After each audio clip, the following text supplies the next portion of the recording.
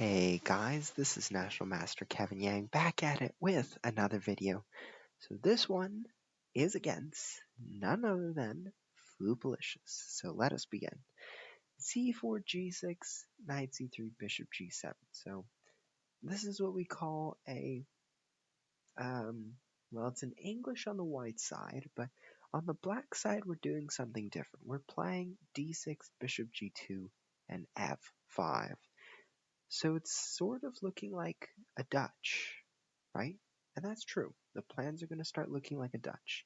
Knight f6, e4, c6. Now, what is my purpose of c6? You might be like, well, doesn't the knight belong there? Well, it does. It does, to an extent. But I play c6 because I've sort of figured out this is going to be my game plan. e5, castles, bring my knight to d7, pawn to a5, knight to c5, something like that.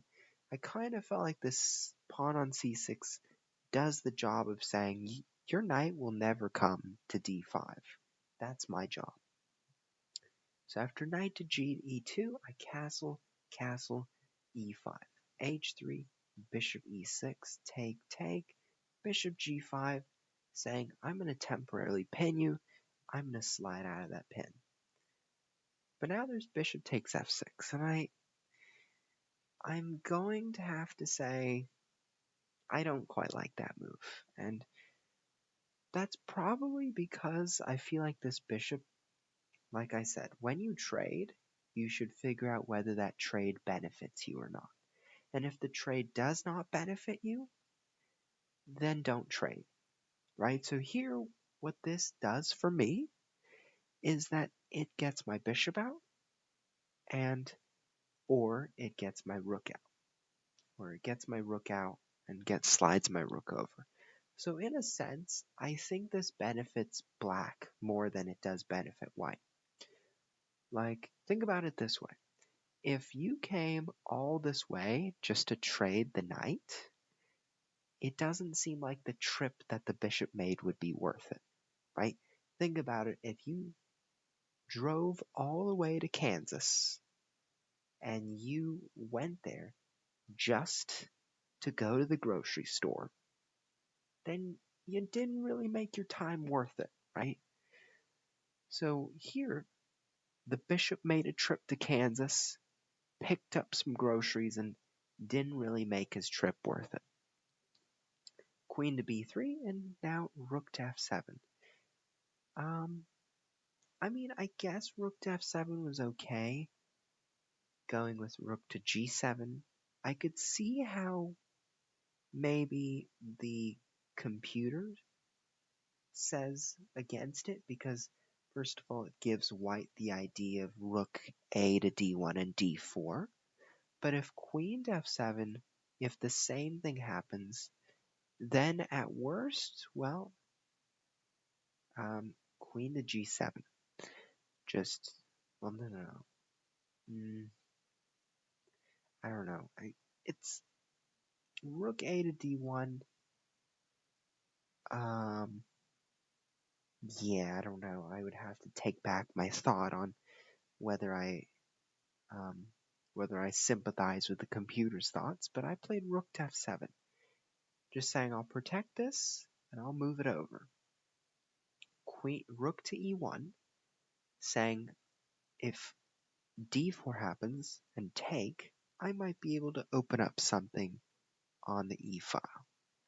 So I played knight to a6. I said, I'm not afraid of your tricks.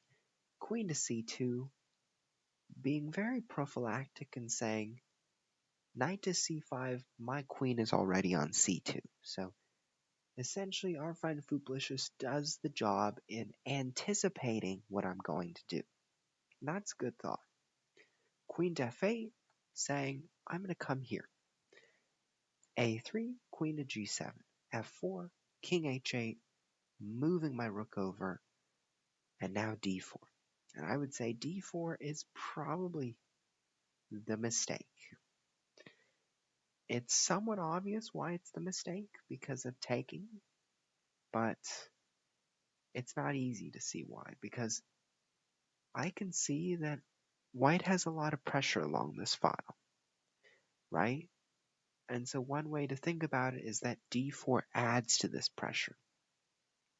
But the problem with that is, for one, black can play e4. This pawn's going to be hanging, this pawn's going to be hanging. Maybe black can play d5 to solidify the structure, but it would be looking good for black there. Another thing is that after d4, this pawn on c4 is hanging.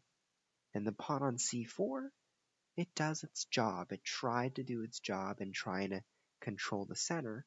But once this pawn is gone, now all of a sudden there might be some d5 thing. So that's another one to point out. But e takes d4 is the most powerful of them all. Knight d1 and knight to c5. Knight to f2, and now rook to g8. Rook to g8, going for this heavy pressure. Knight to d3. So rook to g8, knight to d3, and now I'm very proud of this move. Knight to e4. Because here's the thing. g4, I could go very bold and say f takes g4. Bishop takes e4, and maybe I could take h3. I don't know. I could, maybe. Another move that the computer suggests is bishop f5, but I would never think I would find that, so I think in this position I would play the move bishop to h4, just going for that rook, trying to put some more pressure.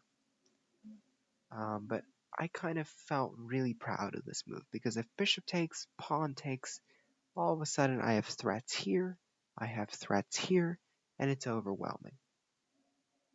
So then, knight to d3, knight to e4. In the game, bishop takes e4 happens, and allows this overwhelming pressure. And now I'm able to break through. I'm putting the pressure now on this pin, and after bishop takes b2, I threaten bishop to c3 with the threat of taking e1, so it gets dangerous. Our Fupalicious resigned. So what happened here? What was the lesson to learn? Well, the opening was all good. Bishop to e6, bishop to g5. It was all good until I would say, I don't know, it kind of felt like I was outplaying our friend Fupalicious here. Maybe it has to do with planning. One day, white had to play d4. I would have to go with that. One day, white had to play with d4 and sort of take action. But d4 happened to an extent, but it happened a little bit too late, to the point that I was able to gang up my pressure on it. I was able to already place my pieces in the correct positions to attack. It just all made my life easier.